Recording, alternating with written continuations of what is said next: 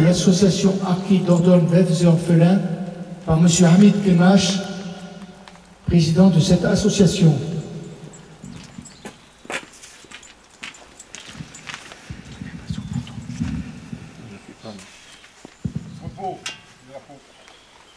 Monsieur Berton Ducrot, représentant Madame la Préfète, Mesdames, Messieurs les autorités civiles et militaires, en vos titres, grades et qualités, Mesdames, Messieurs les présidents ou représentants d'associations mémorielles d'anciens combattants, Mesdames, Messieurs les porte-drapeaux, chers compatriotes, chers amis.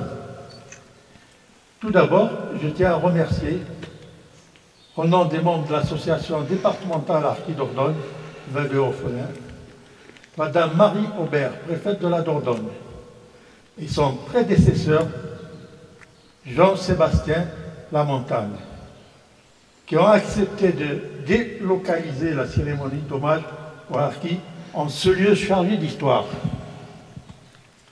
En 2016 a été inaugurée une stèle commune à tous les hameaux de forestage. Notre association a pensé qu'il était important de compléter la mémoire des lieux.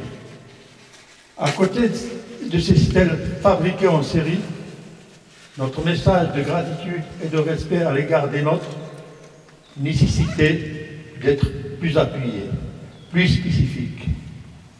Il est donc important de mieux identifier le mémoire de ce lieu chargé d'histoire, de l'histoire des Harkis. Nous avons décidé de planter un olivier, arbre qui symbolise la paix et la sagesse dans les cultures méditerranéennes, mais aussi l'espoir et le renouveau.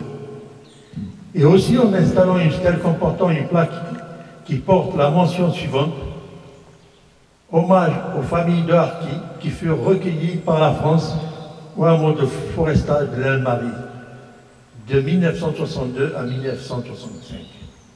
Aux Harkis, soldats de France. Pourquoi en 2025, cette année marque le 50e anniversaire de la 50e et 60e anniversaire de la fermeture des camps, des hameaux de forestage du hameau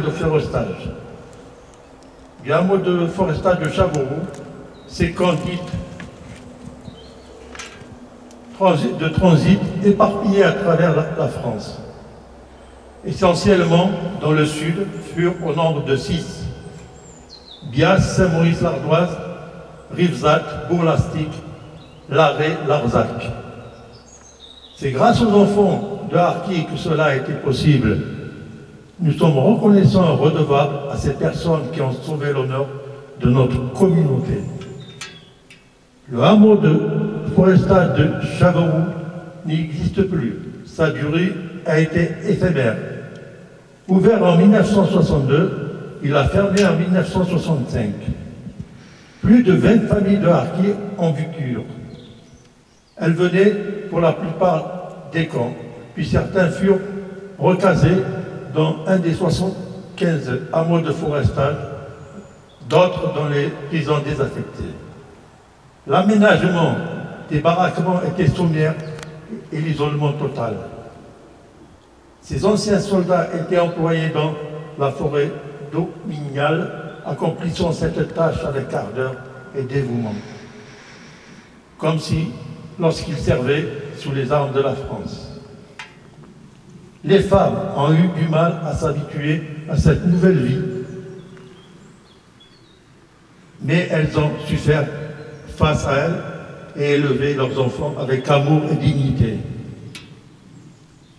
Une fois dans les camps et après, elles n'ont pas baissé la tête, bien au contraire, elles ont donné une bonne éducation à leurs enfants. Nous pouvons être fiers, nous leurs enfants, de nos mamans qui ont tout donné, qui se sont sacrifiés pour que nous soyons ce que nous sommes.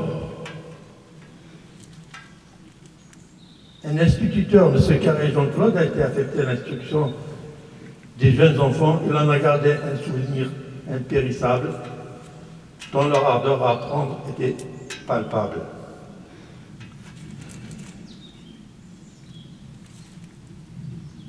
Un poème va vous être lu par Madame Louisa Bouzidi, intitulé Galma. Et ce poème est révélateur, selon moi, du ressenti de nombreuses femmes et filles de Harki, dont on n'évoque pas assez leur vie. Elles ont aussi et doivent être mises à la lumière et à l'honneur.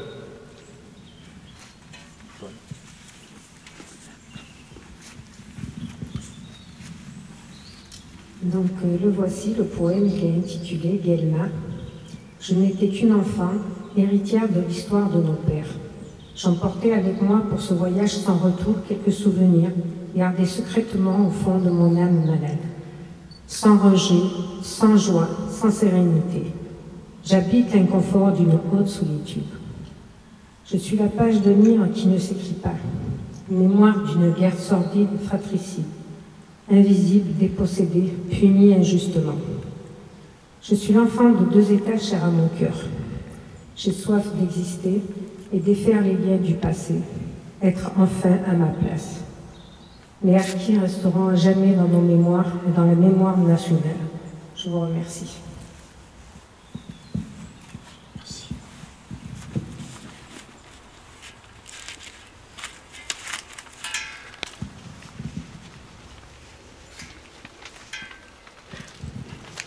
Lecture d'une lettre par Madame Jamila Félich, membre de l'Association des Harkis et de leurs enfants de Dordogne et de Nouvelle-Aquitaine.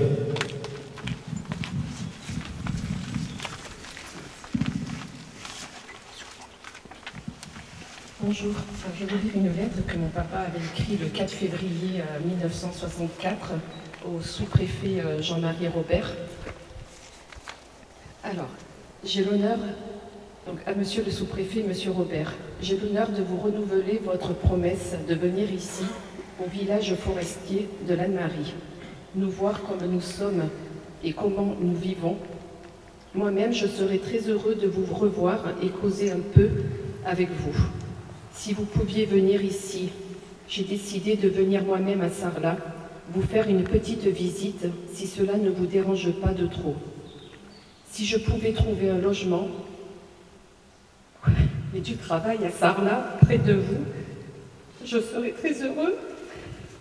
Si vous pouviez venir ici, au village, il faudrait nous le dire quelques jours à l'avance pour que nous puissions être tous présents. Dans l'espoir d'une réponse favorable, je vous prie, monsieur le sous-préfet, d'accepter nos très sincères et respectueuses sollicitations. Monsieur Félich.